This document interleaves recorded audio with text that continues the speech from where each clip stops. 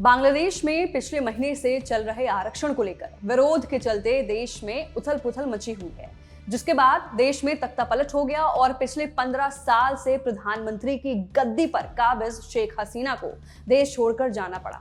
बांग्लादेश में अब हालात पर काबू करने के लिए अंतरिम सरकार का गठन किया गया है, जिसकी अध्यक्षता नोबेल पुरस्कार से सम्मानित मोहम्मद यूनुस ने संभाली है। नोबेल शांति पुरस्कार विजेता अर्थशास्त्री मोहम्मद यूनुस ने बांग्लादेश की अंतरिम सरकार के प्रमुख के रूप में गुरुवार शाम शपथ ली है। 84 वर्षीय यूनुस ने गुरुवार रात ढाका स्थित राष्ट्रपति भवन में आयोजित एक समारोह के दौरान शपथ ली। इस समारोह में राजनेता, सिविल सोसाइटी के लोग, जनरल और राजनयिक शामिल हुए। वहीं राष्ट्रपति मोहम्मद शहाबुद्दीन द्वारा शपथ दिलाए जाने के बाद यूनुस ने यह कहा कि मैं संविधान की रक्षा करूंगा, उनका समर्थन करूंगा और उनका संरक्षण करूंगा। उनके मंत्रिमंडल के 1 दर्जन से अधिक सदस्य, जिन्हें मंत्री नहीं बल्कि सलाहकार का पद दिया गया है। शपथ लेने वालों में हसीना के विरोधी रहे छात्र नेता नाहिद इस्लाम और आसिफ महमूद भी शामिल हैं, जो बांग्लादेश में आरक्षण विरोधी प्रदर्शनों का नेतृत्व कर रहे थे। वहीं पीएम यूनुस के साथ साथ 16 और सहयोगियों ने भी शपथ ली है, जिसमें 4 महिलाओं को भी शामिल किया गया और मोहम्मद यूनुस के साथ साथ ये 16 लोग भी सरकार को चलाएंगे।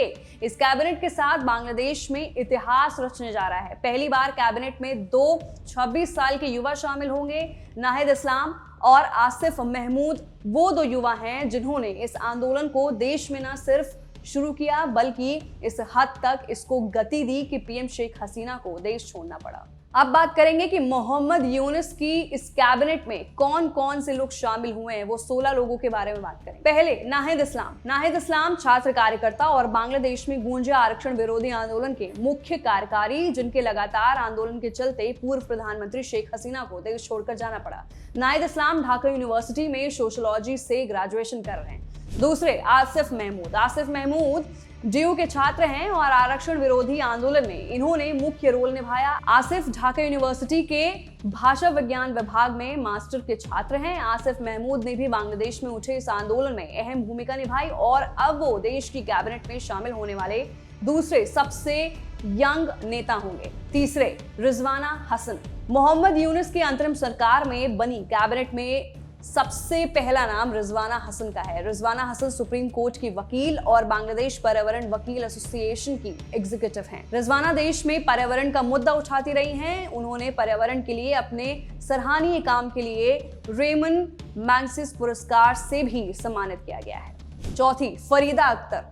मोहम्मद यूनुस की कैबिनेट में 4 महिलाएं भी शामिल हैं, जिनमें फरीदा अख्तर का नाम भी शुमार है। फरीदा अख्तर महिलाओं के अधिकारों के लिए आवाज उठाती रही हैं। साल 1980 से वो महिलाओं की आवाज बन रही हैं। 5वां आदिल उर रहमान खान बांग्लादेश में सुप्रीम कोर्ट के वकील रहे हैं और प्रमुख मानवाधिकार कार्यकर्ता भी हैं। साथ ही वो बांग्लादेश के राइट संगठन अधिकार के सचिव भी रहे हैं। ये संगठन देश में मानवाधिकार उल्लंघनों पर नजर रखता है। छठा एएफएम खालिद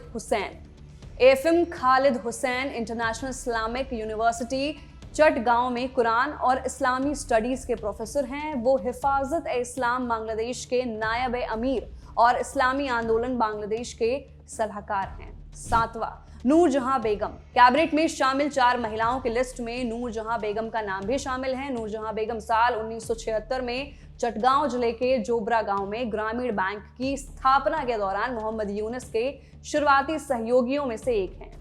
8वां शर्मीन मुर्शीद बांग्लादेश की वो महिला हैं जिन्होंने देश में स्वतंत्र और निष्पक्ष चुनाव सुनिश्चित कराने में अहम भूमिका निभाई है। शर्मीन मुर्शीद एक इलेक्शन एक्सपर्ट हैं। वो देश में चुनावों पर नजर रखने वाली संस्था ब्रोटी की मुख्य अधिकारी हैं।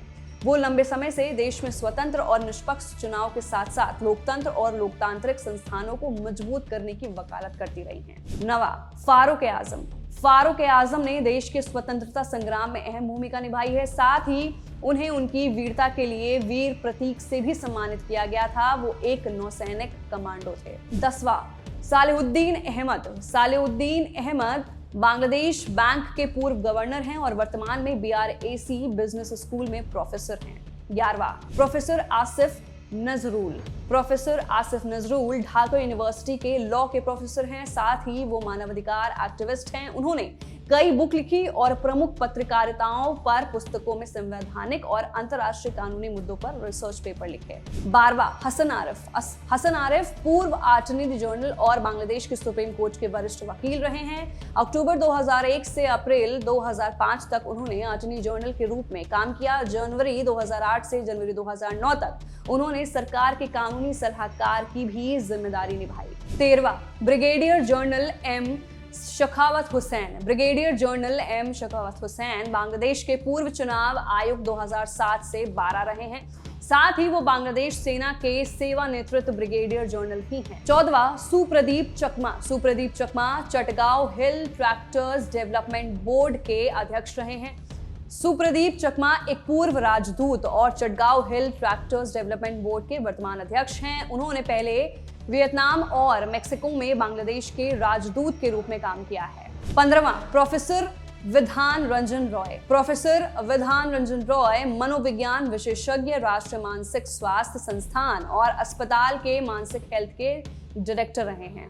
16वां तौहीद हुसैन पूर्व विदेश सचिव रहे हैं। वो 1981 में बांग्लादेश विदेश सेवा में शामिल हुए थे। जनवरी 1999 से फरवरी 2000 तक उन्होंने विदेश सेवा अकादमी के प्रिंसिपल के रूप में 2001 से 2005 तक कोलकाता में बांग्लादेश के उप उच्चायुक्त थे और 2006 से 2009 तक बांग्लादेश के विदेश सचिव के रूप में काम किया। जून 2012 में हुसैन ने दक्षिण अफ्रीका में बांग्लादेश का उच्चायुक्त नियुक्त किया गया था। तो फिलहाल के लिए उन 16 लोगों के नाम हैं जो अब बांग्लादेश में मोहम्मद यूनुस के साथ साथ बांग्लादेश की सरकार चलाएंगे। ये कौन थे, हमने उनके बारे में आपको बताया। आपकी क्या राय है, नीचे दिए गए कमेंट सेक्शन में अपनी राय जरूर दें और एबीपी लाइव को लाइक, कमेंट, शेयर भी करते रहें। मैं थी आपके साथ वंशिका सिंह और आप देख रहे हैं एबीपी लाइव।